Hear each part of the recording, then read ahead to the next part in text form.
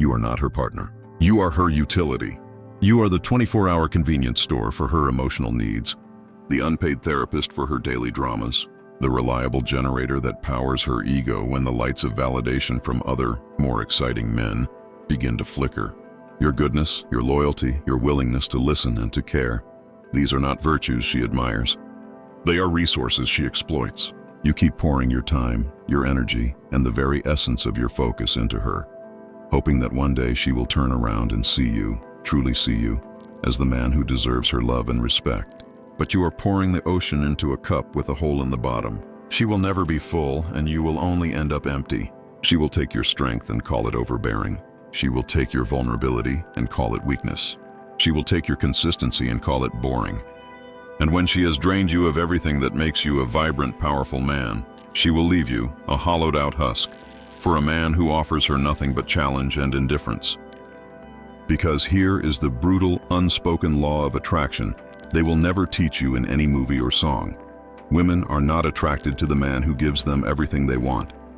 They are mesmerized by the man who has something they cannot have, his unshakable, unapologetic, absolute sense of self. Your constant availability has not made you desirable. It has made you disposable. You want to stop being a utility and start being the prize? You want to watch her entire perception of you shift from a comfortable convenience to an intoxicating high-stakes challenge? Then you must stop being a well from which she drinks and become a fortress she must earn the right to enter. Today, we are not just talking about changing your habits. We are talking about a total, revolutionary reconstruction of your reality.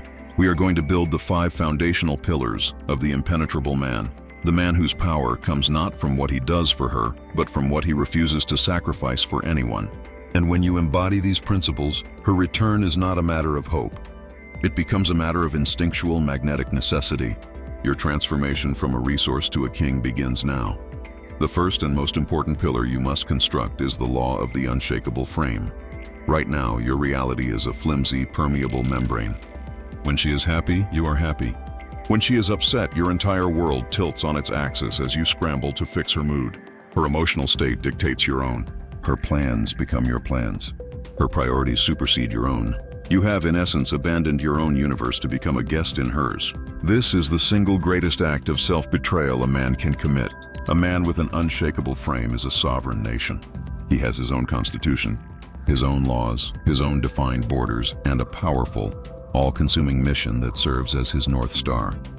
His purpose in life, whether it is building a business, mastering a craft, or achieving a physical goal, is the sun around which his life orbits. A woman, no matter how beautiful or captivating, is a welcome visitor to his world, a moon that can reflect his light, but she is never, ever the sun. When you have an unshakable frame, your answer to the question, "What are you doing tonight?" is never, "Whatever you want to do." It is, "I am going to the gym at 7 and then I am working on my project, but I am free to see you after 9 if you'd like to join me." Notice the difference. The first is a surrender of your reality. The second is an invitation into yours. The first communicates that your time is a void to be filled by her. The second communicates that your time is a precious, structured commodity, and you are offering her a piece of it. A woman is instinctively drawn to a man with a powerful frame because it signals that he has a life, a purpose, that is bigger than her. It is a subconscious signal of strength, stability, and high value. She feels safe in the presence of a man who knows where he is going, because it means he is not dependent on her for his direction or his happiness. You must stop being a leaf in her wind and become the mountain that stands unmoved by her storms. Define your mission. Schedule your days. Commit to your goals with the fanaticism of a zealot. When you say you are going to do something, you do it, regardless of whether she is available or not. Your yes to her will only have power when she knows your no is a very real and very frequent possibility. When your reality is more solid, more compelling, and more important to you than hers is, she will find herself instinctively wanting to be a part of it. She will begin to conform to your world, not because you demand it, but because your world is simply more interesting than a world that revolves around her whims. This is not about being a tyrant. It is about being a king in your own kingdom. The second pillar is the law of sacred solitude. Society has poisoned your mind with a lie. It has taught you that a man alone is a man who is lonely, a man who has failed. This is a deliberate deception designed to keep you weak, needy, and compliant. The truth is that a man who cannot not only tolerate but actively cherish his own solitude is a man with no foundation. A man who fears the silence of his own company will do anything to fill it, and he will usually fill it with the noise of a woman who does not deserve his presence. He will accept disrespect, tolerate games, and lower his standards, all to avoid the terrifying prospect of eating dinner alone on a Saturday night. You must unlearn this fear and replace it with a reverence for your own company. Your solitude is not a punishment. It is the forge. It is the sacred space where you build yourself, where you confront your demons, where you plan your conquests, and where you connect with your own soul. A man who is comfortable in his solitude radiates a powerful, magnetic energy. He is not desperate. He does not text her out of boredom. He does not call her just to hear a voice. His interactions are intentional, purposeful, and therefore they carry immense weight. He is a mystery to a woman. She cannot understand why he is not constantly seeking her validation, why he seems perfectly content in his own world. This independence is the ultimate aphrodisiac. It communicates to her on a primal level that his emotional well-being is not her responsibility. This frees her from the exhausting role of being his entertainer and allows her to feel a genuine, unpressured desire to be with him. You must start to actively schedule time with yourself. Take yourself on a date. Go to a movie alone. Go on a hike alone. Sit in a park and read a book alone. Turn off your phone and simply exist in your own presence. You must get to a point where you would rather spend a spectacular evening with yourself than a mediocre evening with her.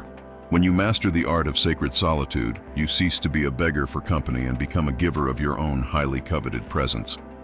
You will choose to be with a woman not because you are afraid of being alone, but because she genuinely enhances your already amazing life.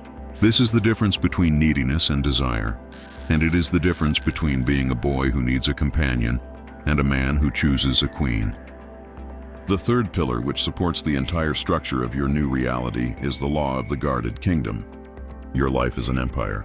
Your energy is its army. Your time is its most precious currency. Your friends and family are your trusted counsel. And for far too long, you have been allowing a foreign entity, a woman who has not sworn allegiance to your kingdom, to plunder your resources, exhaust your army, and waste your currency without consequence. You give her your prime time hours, the evenings and weekends when you should be building your empire, and you are left with the scraps of time and energy to work on yourself.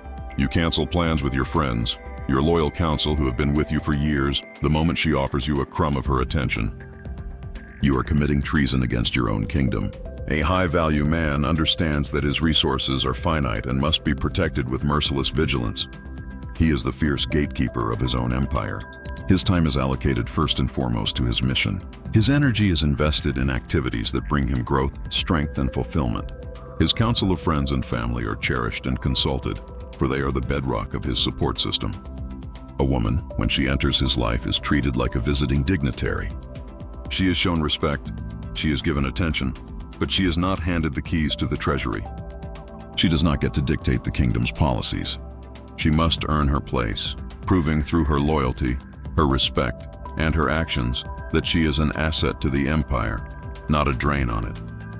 You must conduct a ruthless audit of your life. Where is your time going?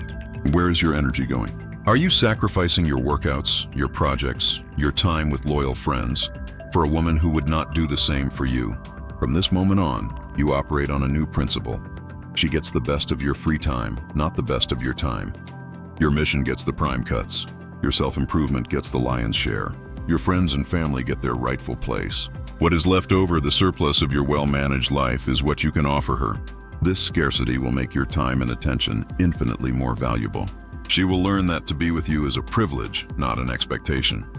She will respect your time because she sees that you respect it first. She will admire your loyalty to your friends because it shows you are a man of integrity. By guarding your kingdom, you are not pushing her away. You are forcing her to level up to be worthy of entering it. The fourth pillar is a shield that will protect you from manipulation and preserve your power.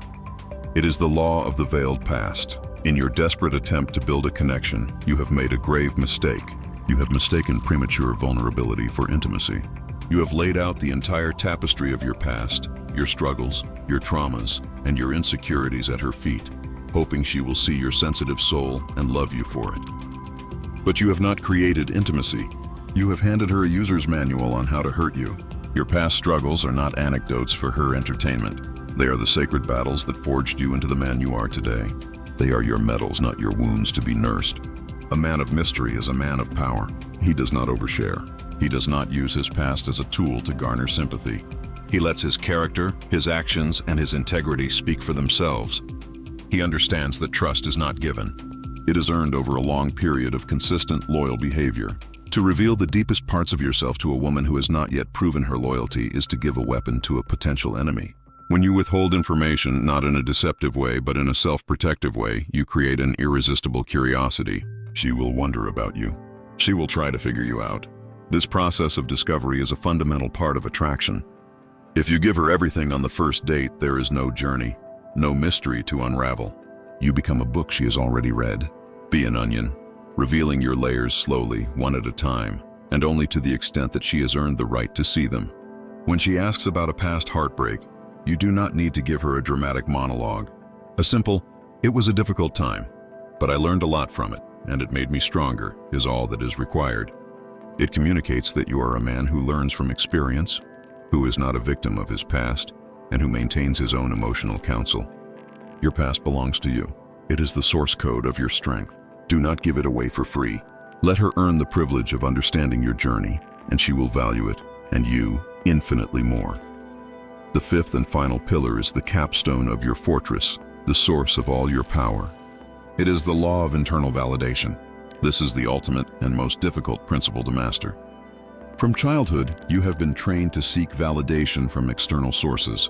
Good grades from your teachers, approval from your parents, and now, admiration from women. Your sense of self-worth is a fragile thing, held in the hands of others. When she gives you a compliment, you are on top of the world. When she is distant or critical, you plummet into self-doubt. Her opinion of you has become your reality. This is the definition of powerlessness. A truly powerful man, a king, generates his own validation. His self-worth is forged in the fires of his own actions, his own discipline, and his own integrity. He celebrates his own victories, no matter how small, without needing an audience. He finishes a brutal workout, looks at himself in the mirror, and says, "Well done." He completes a difficult project, feels the satisfaction of his own competence, and that is enough. He acts with honor and kindness, not because he wants praise, but because that is the code by which he lives. When a woman praises him, it is a pleasant but unnecessary bonus. When she criticizes him, he listens to the data, discards the emotional charge, and makes his own assessment. Her opinion is just that, an opinion. It is a piece of information, not a verdict on his worth as a man. To cultivate this, you must begin a radical new practice. At the end of each day, you must validate yourself. Acknowledge 3 things you did that day that you are proud of. 3 instances where you lived up to your own code. You must become your own greatest admirer and your own toughest but fairest judge. When you stop needing her validation, a profound shift occurs. You are no longer performing for her. You are simply being. This authenticity is mesmerizing. She will feel that you do not need her, and this will make her want to be needed by you more than ever before. She will start to perform for you, seeking your approval, because she recognizes that you are the one who sits on the throne of judgment. You are the source. You are the prize.